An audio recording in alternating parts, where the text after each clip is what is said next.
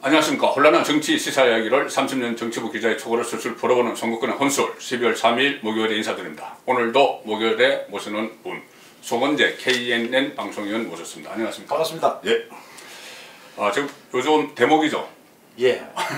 저희들 윤석열 기사가 쏟아지고 있습니다. 그렇죠. 그래서 저희들이 기자들이 이 기사가 없을 때는 참 여러 가지 고민을 많이 합니다. 떼거리가 없다. 예. 그런 말까지 하는데 요새는 떼거리가 넘쳐나는.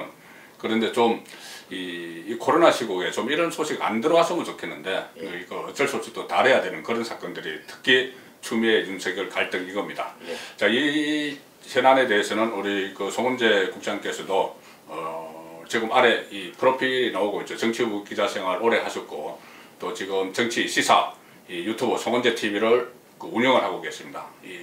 많이 봐주시고 좋아요도 눌러주시고 구독도 눌러주시면 감사하겠습니다. 그래서 고맙습니다. 지금 계속 이 이슈에 대해서 이제 추적을 해오고 있지 않습니까? 예, 예. 결국 내일 징계위원회가 마지막 그 어떤 관문이 될 텐데 1라운드, 2라운드는 전부 윤석열이 이겼습니다. 예. 뭐 행정법원이나 아니면 감찰위원회는 이겼고 다시 직무에 복귀했고 내일 3라운드 아마 내일 징계위원회 그대로 열릴 것 같은데 윤석열 쪽에서는 8일로 연기하자고 했는데 열릴 것 같은 것이 지금 문재인 대통령이 방금 지금 오후 시간이 오후 3시 15분 정도 됐는데 조금 전에 청와대 기사가 하나 나왔습니다. 강민석 대변인이 갑자기 문재인 대통령 입장이라고 하면서 이야기를 했어요.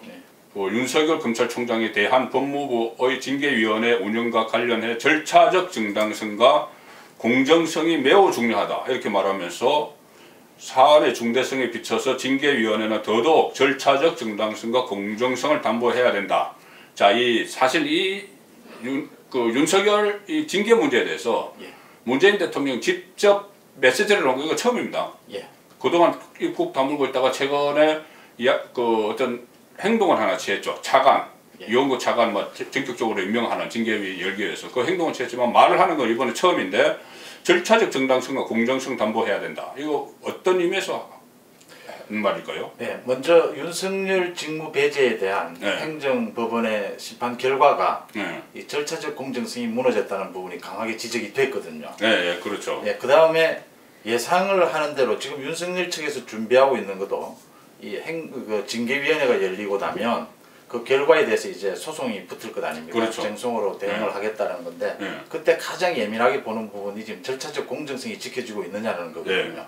그러니까 대통령은 어쩔 수 없이 지금 추미애가 이제 뒤로 젖혀지고 대통령이 나설 수밖에 없는 그렇죠. 상황이 되지 않았습니까? 차관 인사를 대통령도 해야 되는 거예요. 연출자가 앞으로 나섰죠. 나서서 이제 가장 강조해야 될 것이 이제 정당성 공정성을 얘기를 하면서 대통령이 사실은 제가 보기에는요. 지금까지 추미애를 앞세워서 이 윤석열 제거 작업을 해왔지 않습니까?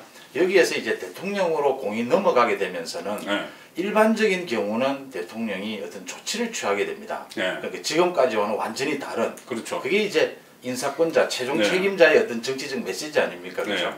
뭐 추미애를 경질한다든지 아니면 징계위를 한다 하더라도 이 징계위에 대해서 전체적으로 틀을 바꾼다든지 국민들이 볼 때 지지하거나 안 하거나 역시 인사권자 대통령은 추미애와는 좀 다르구나라는 느낌을 줘야 되는데 그런 느낌을 지금 거의 주지 못하고 추미애가 추진하고 정해놓은 그 절차대로 그대로 가고 있단 말이죠. 거기서 대통령이 정당성 공정성을 특히 강조를 하면서 대통령이 이제 맡아서 하는 것인 만큼 좀 달라야 된다라는 메시지를 줬다. 저는 이렇게 해석을 합니다. 이거는 그렇다면은 어떤 무언의 또 압박일 수가 있고 그러니까는 그전에 행정소송을 했던 윤석열의 행정소송을 했던 상대방은 추미애입니다. 그렇죠. 직무정지 가처분 일종의 가처분 신청을 한 상대방은 추미애 법무장관인데 내일 만약에 징계위가 예정대로 열려서 해임이나 면직이 돼서 다시 윤석열의 행정소송을 벌이게 되면은 상대방은 문재인이 되는 거죠. 대통령이 되는 거죠. 문재인인데 그러니까 저는 이것을 우려를 했던 것 같아요. 이 싸움이 추미애 대 윤석열에서 문재인 대 윤석열로 가면 문재인 대통령 입장에서는 얼마나 갑갑한 노릇입니까? 이게 본인이 인사권인데 본인이 임명한 사람하고 자기하고 이렇게 맞부딪혀야 되는 거예요. 그렇기 때문에 이 어떤 절차적 정당성 이것을 이야기하고 공정성을 이야기한 것은 이것은 징계위에서 결정하는 거지 내가 결정하는 게 아니야. 그러니까 지금 뭐 어차피 다 해임으로 정해놓고 가는 거다 이런 이야기가 나오니 이거 그거 해임 가도 그것은 징계위 결정이지 나하고는 상관없어. 이 이야기를 지금 하는 것 같기도 해요. 그렇습니다. 예. 지금 문 대통령으로서는 사실은 정치권에서는 또 기존 경험으로 보건대 이게 처음 경험하는 일이긴 하지만요. 그렇죠. 사실은 이 추미애를 경질하는 것이 맞지 않습니까? 네. 지금 법원 결정까지 나왔거든요. 네. 추미애를 경질하는 것이 맞는데 추미애는 경질 이야기가 나오니까 이제 뭐 정말 살 떨리도록 공포를 느낀다 뭐 또 이런 얘기를 하고 하니까 문 대통령으로서는 추미애가 해오던 일을 그대로 지금 끌고 가기 굉장히 부담스럽지 않습니까? 여기서 절차적 공정성 이걸 계속 얘기를 하면서 아마 제 추측으로는 윤석열 측에서 계속해서 지금 그걸 하고 있지 않습니까? 요구를 하고 있지 않습니까? 연기해달라. 또 징계위 명단을 공개해달라. 또 정확하게 무엇 때문에 징계가 됐는지를 모르겠다. 그 결제 과정을 이야기해달라. 징계되는 내용을. 이거 지금 법무부에서는 공표하기 힘들다 이런 이야기들 아닙니까? 사생활 침해로. 이런 부분들이 이제 트집이 잡힐 것 같으니까 대통령으로서는 더 할 것이라고는 정당성, 공정성 밖에는 내세울 것이 없는 지금 상황이 조금 문 대통령이 답답한 상황에 몰렸다 이렇게 보입니다. 그렇죠. 이게 어떻게 보면은 그 사면 초과에 몰릴 것 같기도 해요. 이게 해임이나 이 면접을 시켜버리면은 본인은 뭐 이렇게 뭐 징계해서 했다고 하지만 그 당장 행정소송을 하면 대상이 대통령이 되기 때문에 윤석열 문재인의 충돌이 돼버리는 것이고 또 아마 이것까지도 생각을 했을지도 모릅니다. 이게 내일 만약에 징계가 예정대로 열리면은 자 이제 7명이죠. 7명 중에서 장관은 빠집니다. 추미애는 본인이 당사자이기 때문에 신청을 했기 때문에. 그럼 6명 중에서 4명이 가반수면 4명이 해야 돼요. 4명이 어떤 결정에 동의를 해야 되는데 만약에 해임을 하더라도 가장 변수가 지금 외부 3사람입니다. 외부 인사 3사람인데 검사 뭐 차관이 있고 뭐 법무부 차관이 있고 그다음에 검사 그 추미애가 지명하는 검사 2명. 이거는 뭐 그렇다 치더라도 추미애가 위촉한 외부인 3사람이 있거든요. 한 사람은 변호사, 한 사람은 법학 교수, 또 한 사람은 학식과 경험이 풍부한 인사 이렇게 돼 있어요. 이 3명인데 만약에 이 3명이 본인들도 지금 뭐 고경 차관도 그러고 조남관 대검차장도 그렇고 이 역사에 오점을 남기지 않기 위해서 뒤로 빠져버렸지 않습니까? 그런데 이 외부 3사람이 굳이 본인들이 그런 악역을 할 필요가 없다고 생각을 하면은 이거 완전히 그 안에서 반란이 일어날 수도 있는 상황이죠. 가장 지금 골치 아픈 상황이 올 수가 있죠. 지금 제가 보기에는 이제 문재인 정부로서는 윤석열 제거에 있어서 가장 골치 아픈 게 지금은 2가지로 보입니다. 하나는 이 징계위 결정이 질질 지연이 되면 될수록 길어지면 길수록 문재인 정부의 부담은 더 커진다라는 거예요. 두 번째, 징계위를 열긴 했는데 자기들이 원하는 해임이나 파면의 결정이 나오지 않고 다른 방향으로 결정이 나오게 된다면 이건 바로 직격탄을 맞는 게 된다. 지금 문재인 대통령 스스로가 지금 정치적으로 이 추미애보다 더한 상황에 몰릴 수도 있다. 이런 점이 가장 걱정이겠죠. 그래서 어쨌든 그런 상황이지만 본인이 이제 앞으로 나서지 않을 수 없는 상황이 되어버렸고 또 그 이용구 신임 법무부 차관에게 어떤 뭐 새로운 임무를 부여한 뭐 그런 형식이 되어버렸는데 자 그렇다면은 그 내일 이후에는 또 어떻게 될지 그 부분도 그 상당히 저희들이 지켜봐야 되는데 특히 해임이나 나왔을 때 해임 그 결의가 나왔을 때 문재인 대통령이 승인을 하고 그러면은 행정법원에 다시 갔는데 행정법원 가서 지금 처음에 행정소송 때와 마찬가지로 직무정지 가처분 때와 마찬가지로 해임까지 갔다가 윤석열이 다시 또 살아서 돌아올 가능성 이것이 또 있는 거거든요. 그렇죠. 이 전 판결이 참고 영향을 미치지 않습니까? 그 절대적인 영향을 미친다고 보면 뭐 그럴 가능성도 배제할 수 없고요. 같은 서울행정법원 안에서 뭐 일어나는 일이니까. 뭐 우리가 기사를 쓸 때도 저번 이 관계 똑같은 주제로 기사를 누가 다른 사람이 쓴 걸 참고하는 경우가 많지 않습니까? 판사들도 다 보거든요. 그걸 보면. 근데 그 조미현 판사가 내린 그 판결이 아주 명료해요. 이 문제에 대해서 그게 사실은 6가지 그 징계 사유에 대해서 정말 분석한 건 아니지만 전체적인 상황을 다 분석해서 검찰총장이 법무부 장관에게 맹종하는 그런 관계는 안 된다. 그거 아니다 이야기예요. 딱 정해줬어요. 그 정해준 그것을 모든 국민들이 지금 알고 있단 말입니다. 그걸 다른 판사가 뒤집을 수 없죠. 그런 상황에서 내일 징계위에 주제가 만약 법무부가 준비하고 있는 다른 내용이 있다면 모를까 이 6건으로 다시 징계위에 올렸을 때 징계위원들도 부담스럽고요. 또 그 결정이 되고 난 다음에 행정법원에 또 소송이 갈 텐데 네. 그 행정법원의 결정도 지금 부담스러운 대목인데 문재인 대통령이 저는 개인적으로 왜 이런 일을 이렇게 계속 밀어붙일까 왜 하는 그럴까요? 생각을 네. 합니다. 네. 윤석열 총장은 도저히 안 되겠다라는 판단으로 보입니다. 현재까지는. 네. 이 원전 수사나 뭐 여러 가지 형태에 있어서 네. 그것은 좋은데 만약 윤석열 총장이 안 된다라고 판단했다면 네. 이전에 해결을 할 수 있는 방법들이 여러 번 있었었거든요. 그렇죠. 정치적 해결 방법도 있었고 또 뭐 여러 가지 추미애를 통한 방법도 있고요. 있었는데 계속 해결하지 못하고 오다가 이제는 제가 보기에는 이거 우리가 외통수라고 하지 않습니까? 그렇죠. 이제는 지금 징계위를 연기하든지 징계위를 취소하든지 뭐 이런 식으로 결론을 내든지 아니면 이대로 가든지 두 가지 방법밖에 없어요. 지금 이렇게 몰려온 건 스스로 좀 궁지로 몰리는 일을 만들었다 이렇게 보입니다. 원래 처음부터 그 시작한 단계가 시작이 너무 무리하게 했고 이게 결국은 살아있는 권력 수사를 저지하기 위해서 했기 때문에 어떻게 울산시장 선거 그때는 거의 뭐 탄핵 이야기까지 나왔는데 총선에서 그 여당이 압승을 거두는 바람에 더 이상 수사 진전이 나가지 못했죠. 그런데 지금 이 상황에서 살아있는 권력 수사에 대한 시즌2 월성 원전 이 수사를 하니 상당히 당황해서 막 무리수를 두다가 자성자박한 꼴이 돼버려요. 그렇습니다. 예. 그런 상황인데 그래서 오늘 아침에 조간신문을 보면 뭐 문재인 직진 막 이런 표현이 나왔던데 윤석열도 직진입니다. 벌써 그 월성 원전 그 관련자 공무원 3명 다 구속영장 다 승인했죠. 청구하는 거 다 승인했고 또 조만간 청와대에 대해서 압수수색을 할 거라는 이야기까지 나오고 있어요. 그 청와대 압수수색을 하게 되면은 그 박운규 전 뭐 그 산자부 그 장관 외에도 최희봉 그때 당시 비서관들 또 그 윗선 사실 이것이 시작이 된 것이 문재인 대통령이 영화 판도라 보고 또 아마추어 그 환경론자들 말 들어서 다른 전을 기정사실을 해놓고 월성 원전 연구 폐쇄는 언제 되느냐 이 물은 것부터 시작이 되거든요. 그래서 그 다음에 박운규가 이 월성 원전 더 돌려야 된다는 서기관에게 너 죽을래? 뭐 이런 얘기까지 하는 그 상황인데 그렇기 때문에 앞으로 윤석열의 살아있는 권력 수사는 계속될 것 같아요. 예. 원전 관련해서는요. 월성 원전 1호기 관련해서는 사실은 감사원에서 7전 쪽에 이런다고 하지 않습니까? 그 결과가 나왔는데 그렇죠. 그게 또 검찰에 참고 자료로 쓰라고 이관을 시켰지 않습니까? 검찰을 보고 지금 뭐 정치 수사를 한다라는 얘기가 있는데 이거를 보고 거기에 나와 있지 않습니까? 지금 444개의 그 서류를 폐기한 부분을요. 이런 부분이 있는데 검찰이 수사를 안 하면 이게 검찰이 문제가 있는 것 아닙니까? 그렇죠. 그다음 그 직무유기죠. 그럼요.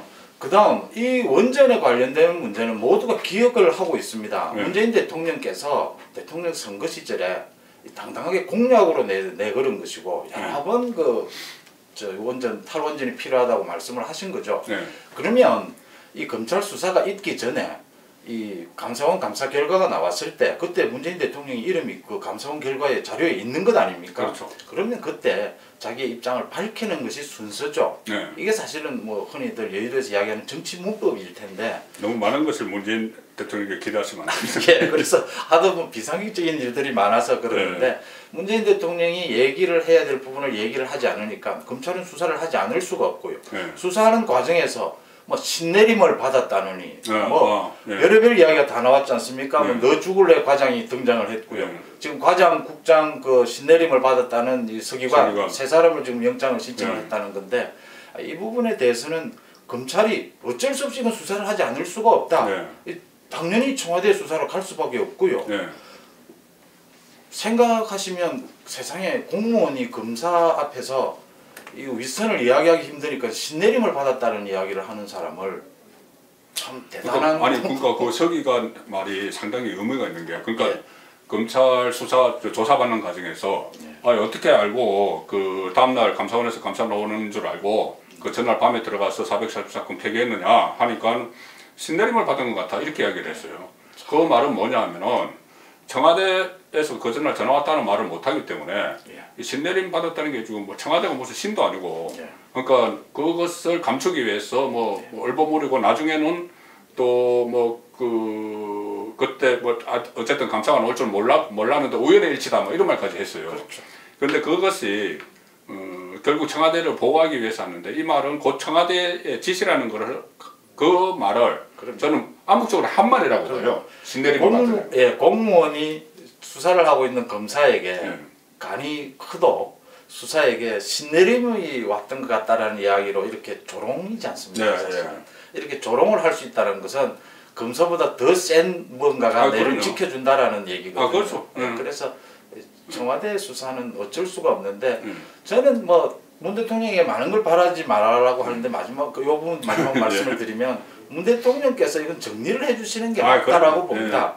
이건 요 어디까지 뭐 청와대 수사가 필요한 부분은 어디까지는 하고 내가 알고 있는 건 요까지다. 이것이 국민들이 원하는 이 순서 상식적인 정치가 아닌가 그렇게 보입니다. 그렇죠. 그래서 이제 그 상식적인 정치를 하려면 그 문재인 대통령이 정말 국민 앞에 나와서 뭐 이런저런 설명도 다 하고 뭐 해야 되는데 워낙 그러니까는 이렇게까지 그 윤석열을 쳐내려고 하는 것은 도대체 뭘 그렇게 잘못했길래 이런 말까지 나오거든요.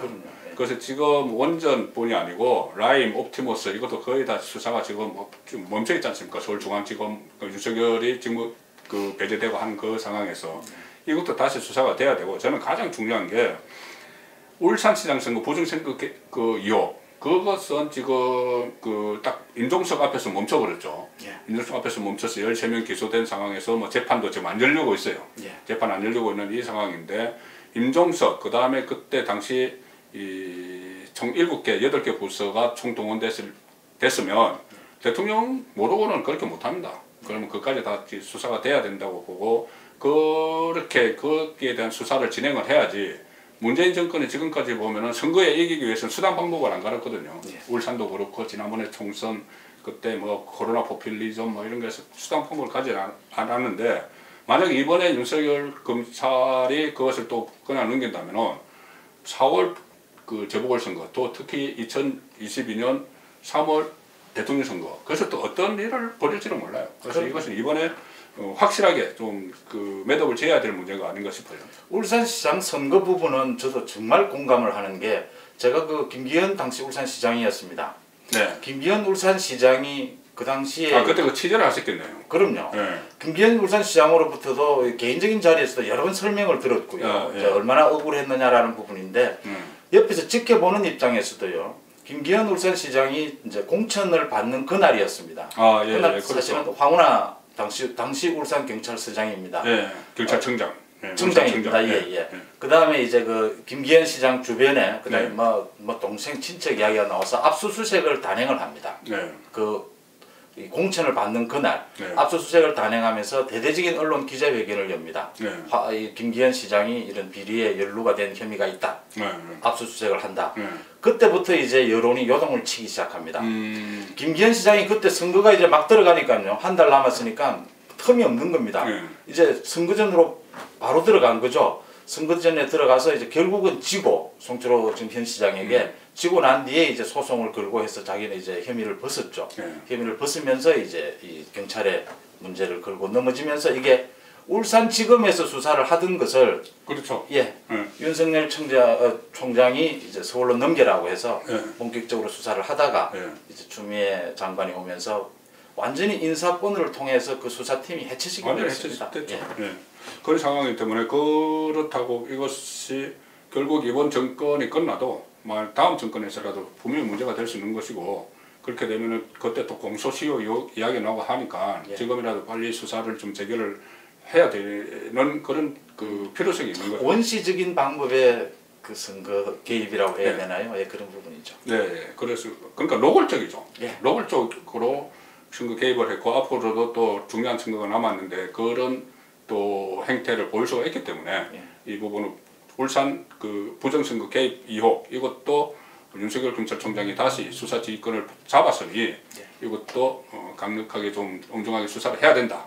그 말씀을 드립니다. 그 말씀 드리고 자, 이 상황에서 문재인 대통령은 계속 레임덕에 늪으로 빠져 들어가는 것 같은데 잠깐 쉬었다가 그 말씀 다시 한번 나눠보도록 하겠습니다.